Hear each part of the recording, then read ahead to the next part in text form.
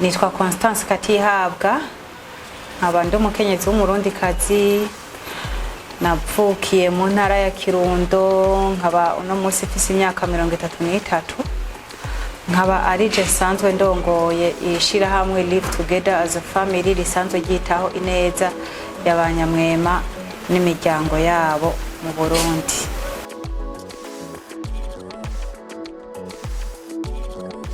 Ibikorwa nsanzwe ndangura ndabicishije mu ishirahamwe bwa mbere na mbere no guhimiriza abene gihugu mu kubigisha nyamwema mbega niki, mbega nyamwema abangamirwa niki, ni kubera ko umuntu avuka ari nyamwema. Nkongera nkabahimiriza guhindura uko basanzwe bafata umuntu asanzwe afise ubunyamwema. Turigisha kandi ibijanye no gukingira urukoba rw'abanyamwema, kwikingira imishwarara y'izuba, ukuntu bakwiriye kwambara impuzu z'amaboko maremare, tukabaronsa amavuta y'izuba, tukabaronsa imitaka, eka tukabaha inyigisho mu bitandukanye bijanye n'ukuntu bo kwifata mu by'amagara yabo. Dusanzwe dufasha kandi n'abanyeshure kubahimiriza kubandanya amashure, kuja kuvugana n'abigisha uko bafata, uko boborohereza ku ishure kugira ngo ku ishuri babandanye biga neza.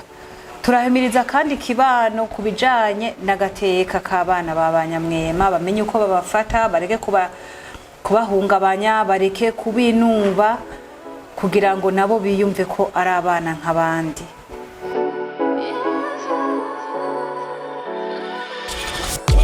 Uno munsi ikintu ca mbere nishimira nuko iri shirahamwe vyakunze yuko ndarishinga, kandi uno munsi tukaba dukora ibikorwa bitandukanye tugashobora gufasha ababikeneye, abari mu gihe nyene co gufashwa. Hanyuma ivyo navyo uko ngenda ndabikora umunsi ku wundi, niko yaba ku ruhande rw'abanyamwema bagenzi banje harabaho impinduka, harabaho abana bashobora kuvuga tuno munsi turashaka kubandanya ishure kubera ko twarigishijwe, harabaho abashobora kwiteza imbere nk'abo tumaze kwigisha ibijanye n'imyuga, uno munsi bashobora kuronka ku buryo bwo kubaho. Ivyo ndavyishimira. Hanyuma nkishimira kandi ko hariho abantu batandukanye bamaze kumenya ibikorwa turiko turakora, hanyuma bakadushimira. Mbere ishirahamwe rigitangura hari abantu bigeze kunzanira agashimwe ka foto bancafye, baravuga ati uyu n'umukenyezi nyenyeri. Hari n'abandi bigeze kunshimira ku munsi mukuru w'abakenyezi, ariko kandi hakaba n'agashimwe kadasanzwe mperutse kuronka kajanye n'ivyo guharanira agateka ka zina muntu, nahawe na ambasade ya Hollande, ambasade ya Pays-Bas. Barampaye ikidari. Ivyo byose byaranshimishije, nuko bariko barabona yuko hari ikintu kizima ndiko ndakora mu bijanye n'agateka ka zina muntu. Nkaba kandi nshimishwa kandi nuko muri ivyo ubushikiranganje sanzwe nkoreramwo bwaratanze izina ry'iwanje muri Nations Unies. Hanyuma bamaze kubona ivyo sanzwe nkora, bamaze kubona CV yiwanje, barampitamwo ndaja gukurikirana ivyigwa hamwe n'inama nkuru ku bijanye n'agateka ka zina muntu i Geneve muri Suisse.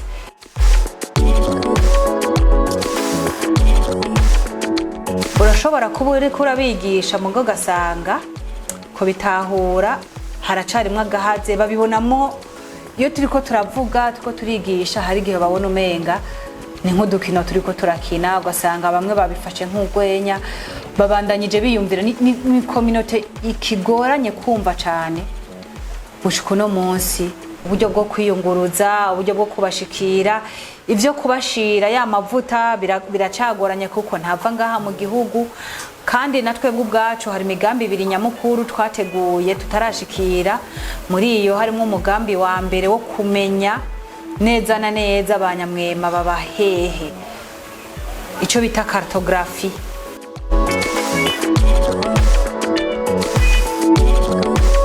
icambere na mbere no vuga nuko kenshi ingorane tugira nuiki hari ukuntu iyo barazi yuko dufise ingorane zo kutabona kure kandi barazi yuko dufise n'ingorane z'urukoba. Hari ukuntu rero izo ngorane z'urukoba baca bafata bakazifatanya no mu mutwe bakabona ati uyu muntu uko asanzwe asa uko urukoba rwe rusanzwe rumeze no mu mutwe nibitonze neza ugasanga barafise barakekeranya ku bushobozi bw'iwanje bwo kwiyumvira canke gushikiriza ivyiyumviro canke kumva nyene yuko umuntu yogira umugambi urashe kenshi usanga ari kibazo kugira babitahure. Ego ivyo navyo hanini babona umenga nyamwema atanga ubutunzi canke nyamwema atuma haba ingorane arafise ico no kwita pouvoir surnaturel kuko hariho bamwe usanga biyumvira aranyika aragira iki ngo mwararanye mu nzu ngo utamusezeye ngo usanga yanyitse ibintu nk'ivyo. Abandi nabo bakiyumvira ngo nyamwema umukuye kw'igihimbiki ukaja kukigurisha uraronka ubutunzi canke barakura imikoshi barakiza ingwara. Ivyo byose nibibazo ugasanga bariko baraja gusambanya abakobwa babanyamwema ngo bashaka gukira ingwara canke bashaka kugira ubutunzi. Ivyo zose ni ingorane zisanzwe duhura nazo.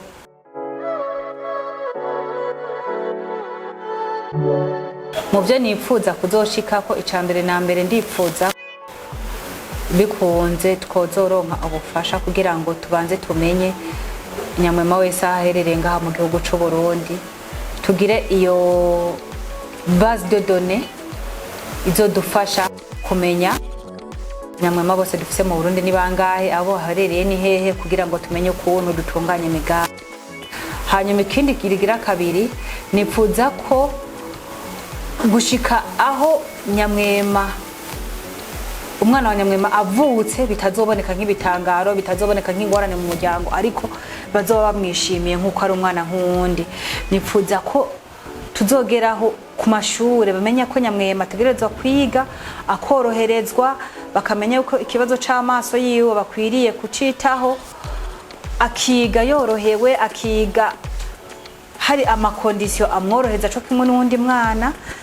Aho nyamwema ahariho hose azorengana ntihabe kumutunga agatoke ntihabe kumwirukana mu muryango ntihabe kumukumira ntihabe kubona yuko menga avutse n'intama yuriye inzu ariko azorengana atangorane akumva nyine arisanzuye akumva yokora imigambi yiwe atantambamye na zimwe zihari.